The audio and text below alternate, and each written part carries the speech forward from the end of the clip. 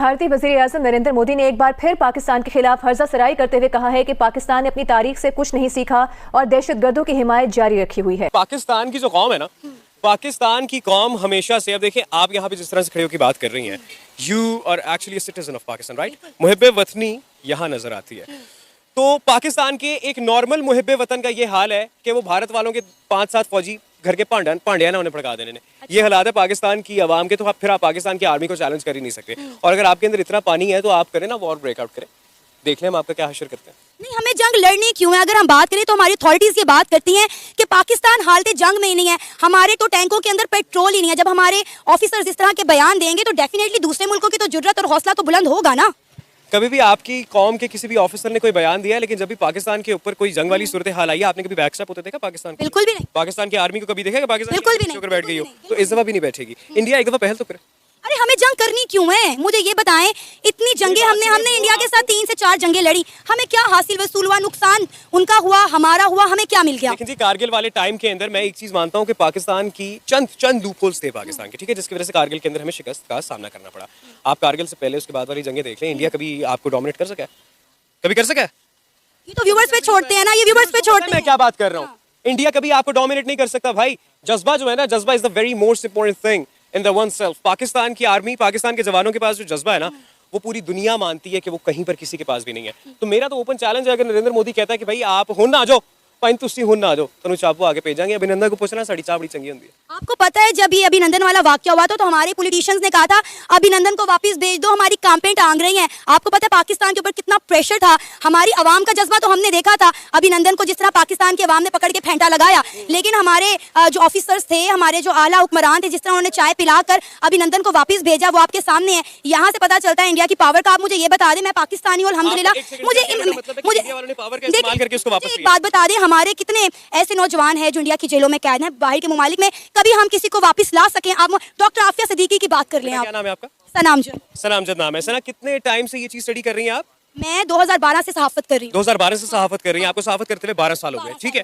पाकिस्तान की जानिब से अगर एक हॉस्पिटैलिटी का प्रूफ दिया गया अभिनंदन को वापस भेजकर, ठीक है, तो आप उस चीज को ये वाला नाम तो मत देना कि भाई इंडिया ने अपनी पावर का इस्तेमाल करते हुए अभिनंदन को वापस। देखिए, मैं ये बात नहीं कह रही, हमारे सियासतदान ये बात कह रहे थे कि हमारी कैंपेन टांग रही है, अभिनंदन को वापस भेजो। ये मीडिया, हमारे पाकिस्तान मीडिया ने खबर चलाई थी। अब आप ये देखें ना, ये बात करें आप। मेरा खुद मीडिया से ताल्लुक है, मीडिया ने कभी भी कोई ऐसी खबर चलाई है कि जो जिसके 110% सच्चाई हो? आप और हम टीआरपी के लिए काम करते हैं, तो पूरी दुनिया टीआरपी के लिए काम करती है। तो मैं भी करता हूँ, मैं कब कहाँ कह रहा हूँ कि नहीं करती है। देखिए, मेरा मुद्दा ये है, अब के लेके 70 साल गुजर गए हैं, दोनों मुल्कों के दरमियान हालात बेहतर होने का नाम नहीं ले रहे। अब नरेंद्र मोदी साहब को भी इस तरह के बयानात नहीं देने चाहिए। और अगर हम पाकिस्तान की बात करें, और हमें भी दोनों मुल्कों के दरमियान एक पीसफुल माहौल कायम करना चाहिए। जो भी मसले मसाइल हैं उसको सॉर्ट आउट करें। पीस आपके और मेरे कहने से नहीं आने लगा, ठीक है। पीस आता है जब दोनों पार्टी साथ सेम पेज के ऊपर आकर खड़ी हो। नरेंद्र मोदी आपको सेम पेज के ऊपर आगे खड़ा होने वाला लगता है? वो एंटी पाकिस्तान आदमी है। 76 साल से इंडिया पाकिस्तान के जो रिलेशन है वो खराबी की तरफ ही गए हैं। मतलब बेहतरी, कभी थोड़े से 5% बेहतरी की तरफ जाते हैं तो 20% वापस खराबी की तरफ आते हैं। यूथ को क्या करना चाहिए, खासतौर पे पाकिस्तान साइड की, हमारे मीडिया को क्या करना चाहिए, हमारे अदारों को, हमारी गवर्नमेंट को क्या ऐसा एक्शन लेना चाहिए जिसकी वजह से उधर एक पॉजिटिव मैसेज है और वाकई में हम अगर कोई ऐसी एक्टिविटीज में इन्वॉल्व हैं तो वो खत्म हो।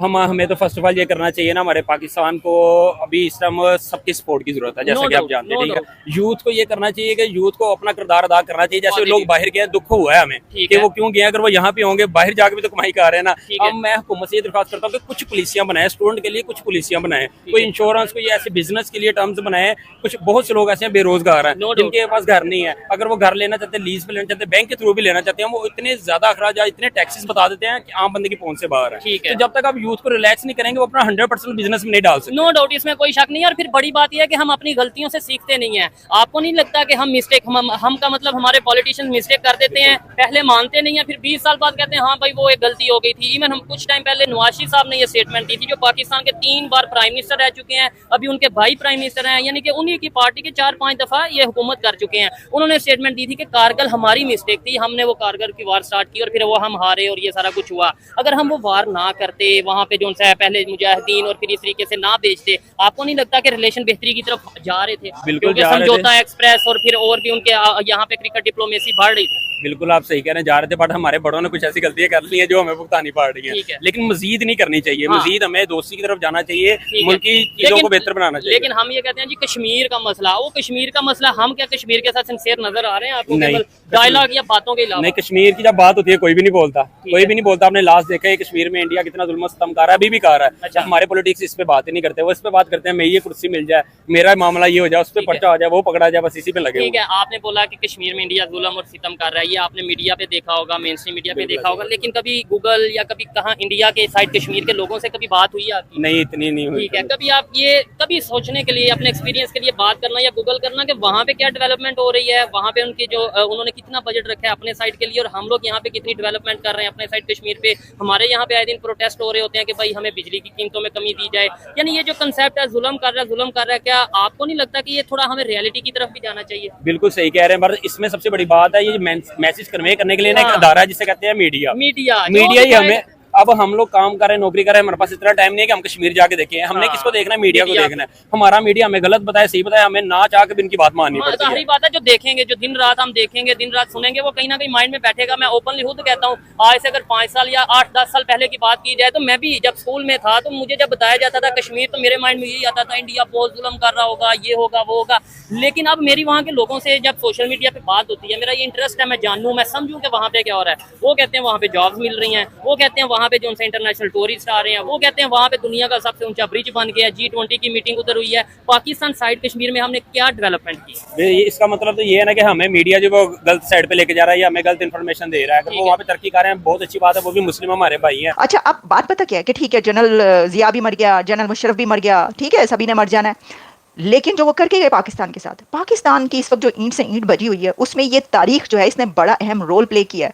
अगर हम इसके ऊपर बात नहीं करेंगे, ये खुल के इसको सामने नहीं रखेंगे कि क्या कुछ होता रहा है, और अगर हम इसको एक्सेप्ट नहीं करेंगे, जिसने जो करना है, अगर अभी भी जो वहाँ पर नारे लग रहे हैं कि वो जीते हैं कारगिल वॉर, तो लगाते रहें, उससे कोई फर्क नहीं पड़ता। दुनिया सब कुछ पता है दुनिया को। अब तो मीडिया, सोशल मीडिया के बाद कोई कुछ रोक ही नहीं सकता, जो कि शैतानी चरखा है बॉसों के मुताबिक। मसला ये है कि इसके ऊपर खुल के बात करने की इसलिए ज़रूरत है ताकि शायद किसी को समझ आ जाए, क्योंकि सबको आ गई है, बच्चे बच्चे को समझ आ गई है कि जंग नहीं चाहिए और जो कुछ होता रहा है वो गलत होता रहा है। और यही वजह है कि इस वक्त आपका हमसाया भारत किन तरक्की की ऊंचाइयों पर है और आप किन जवाल की गहराइयों में हैं। और जो इस वक्त के प्राइम मिनिस्टर शहबाज शरीफ हैं, वो भी ये बात एक्सेप्ट कर चुके हैं। उन्होंने ये बात 2-3 बार ये बोली है कि देखो वो कहाँ पहुँच गए, हम कहाँ हैं, ये जो हमने जो कुछ किया है और जो जंग करते रहे हैं। खुद उन्होंने एक बार ये वाली, अभी कुछ अर्सा पहले ये वाली बातें की, वो भी। अब क्या करें, नवाज शरीफ जो है वो तो बिल्कुल इसके ऊपर तो किताबें लिखी जा, उनके बड़े लंबे लंबे इंटरव्यूज हैं नवाज शरीफ के, जिसमें उन्होंने कहा है कि उनको निकाला इसलिए। अच्छा, एक आखिरी बात अब मैं ये करूँगी कि इसके बाद एक और बात हुई, और वो ये हुई कि कहा जाता है कि, बल्कि शाहिद हुसैन ने भी अपने इस इंटरव्यू में ये कहा था कि जो इंडिया का अमेरिका की तरफ टिल्ट है, बल्कि अमेरिका का जो इंडिया की तरफ टिल्ट है, क्योंकि ये जो किस्सा ऐसे नहीं ख़त्म हुआ था, नवाज शरीफ को जाना पड़ा था अमेरिका। पाकिस्तान की जब भी कोई जंग हुई है, इंडिया और पाकिस्तान के बीच जब भी कोई जंग हुई है, 4 जंगें, तो उसमें उस जंग के ख़त्म होने से पहले अमेरिका आना पड़ता है पाकिस्तान के प्राइम मिनिस्टर्स को, पाकिस्तान के लीडर्स को, और फैसला यहाँ पर आकर होता है। तो यहाँ पर वो आए और उसके बाद कहा यह गया कि अमेरिका का टिल्ट जो है वो इंडिया की तरफ हो गया उसी वक्त से, कि ये जो है ना, ये तो सही बात नहीं है, ये जो कुछ हो रहा है और ये जो करते हैं, तो उसके बाद फिर सुलह सफाई हमें कराना पड़ती है वगैरह वगैरह।